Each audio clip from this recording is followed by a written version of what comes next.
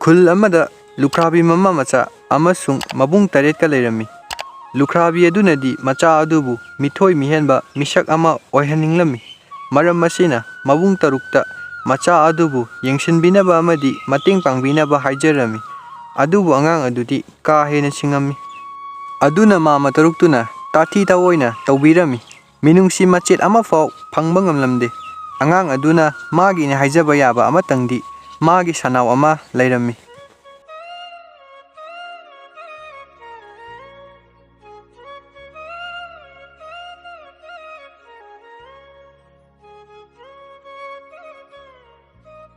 Mama, aigi sanaw se phajai ko masa suna laga yengbada yamna rasi lei ko. Hoi ichana sanaw asibu luna tawbiba nungtigi ahaw ba sajisu pijabaduna pumnamak oribani. Madunabu sanaw asisu ichaga ta leiraga harau jaribasini.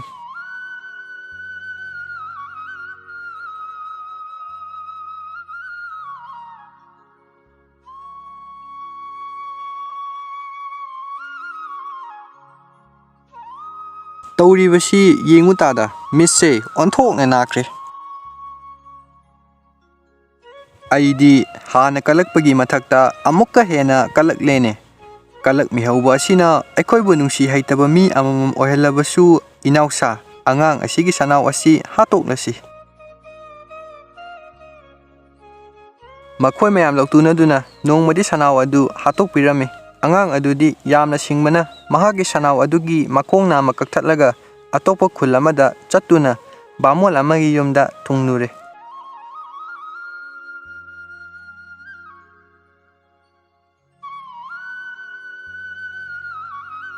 Kanamtana udringaida yumsi kasinsida sanawgi makong asi hekto phumjelage.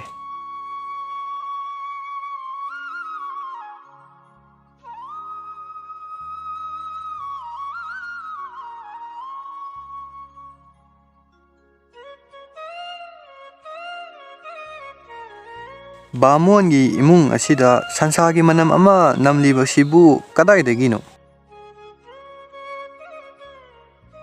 Kari wano angang betawa nang nasu asum na ngangjaba sai machu ompak naidaba saradana kari thoe haidana ngangjaba saribano masi bamon amagi yumni haibasi naha khangdabra nang da kaina chaduna sikro angang mingamba nang na aigi inkonsidagi sansa machet ama hek puthokpa ngamdraba aibu fatte haiganu ai nangbo sap tawduna mahangani.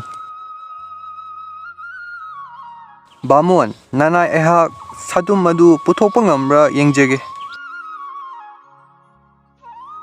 Asi hairaga mahakna mafam kharada thijinarami ngahak leiraga sanawgi makong adu puthoktuna bamongi mangda ullare. Adudagi momon minoka loinana asumna hairai. Bamona nanai angang aingonda sinajabadu aina chumlaboina nanai aina paijariba sibu sansana tabrani. Ish laikai na khangkrabadi konthi chaba soidre laikai na aihakpu khundagi tantokpa soide. Ibungo maramokpa wafam asi nahak kanamtada haidokanu aina nangonda lupa khaujak ama pigani nang masi lau aduga thuna yangna yum masi thadoktuna chatko.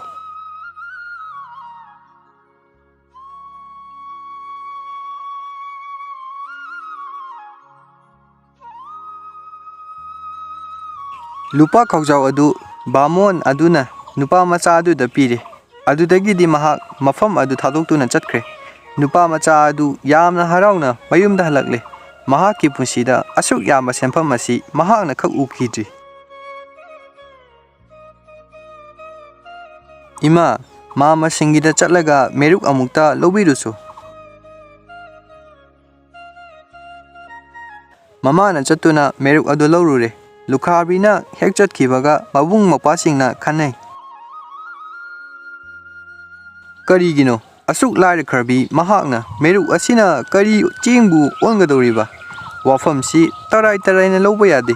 Masida aikhoina khangdaba athupa wa ama leiri. Aikhoigi maraktagi kanagumba ama chatlaga lona mama machana kari tawriba haibadu yengthokpa chumi.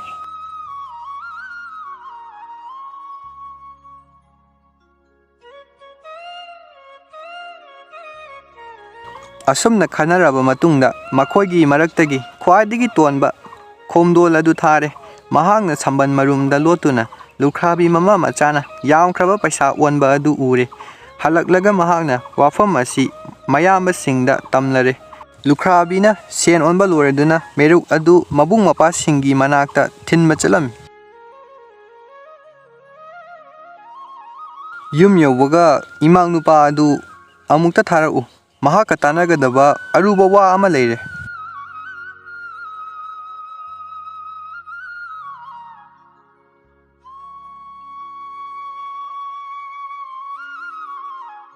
nupa macha paisa sing adu nahangna matau kamdauna kadaidagi fanglakliबनो meruk adu nangna ikhoidagi waribado paisa sing adu onanabani natra sengna haidu natrabadi nahak awafumda tagani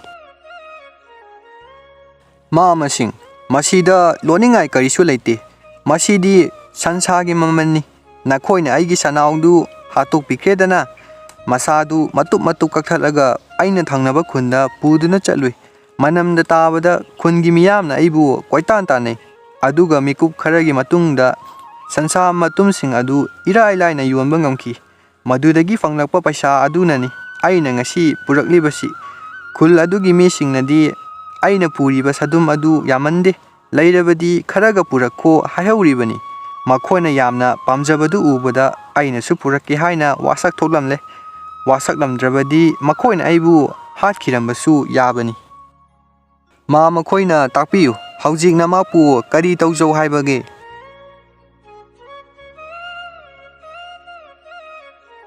masidi sen tanbagi araiba pambai amanina adubu nupa macha aikoina chingnaba amadi leiri sansa asi aikoina chalaga yolubada hekta leibigadra hoi mamasing soidana leigani mama khoigidi sansu yamna leibanina paisa yamna phangkhadawri poni loina ma hatoklaga sansa adu yonbada silakadaba sempham adu mama khoina purakpadabu wana thokani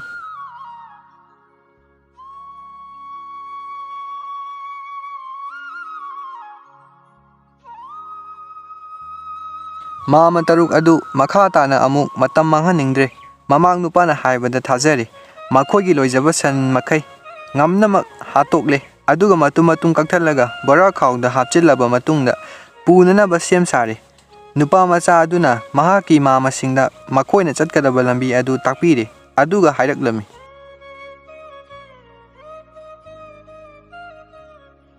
khul adugi khulakpadi bamon amana oibani Mama khoina khul adu hek yobaga kana sansa leigige hainu koilaw lawdu taraga miyam hupchilakani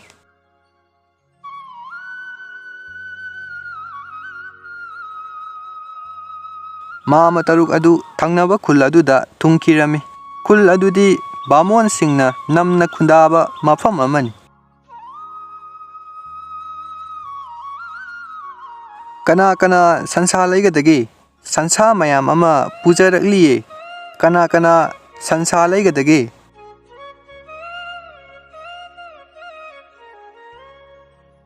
mamang nupana namthak tobikhiba bamon adumakki sumangda miyam punduna leirami mayam changduna makhoibu puba horaklami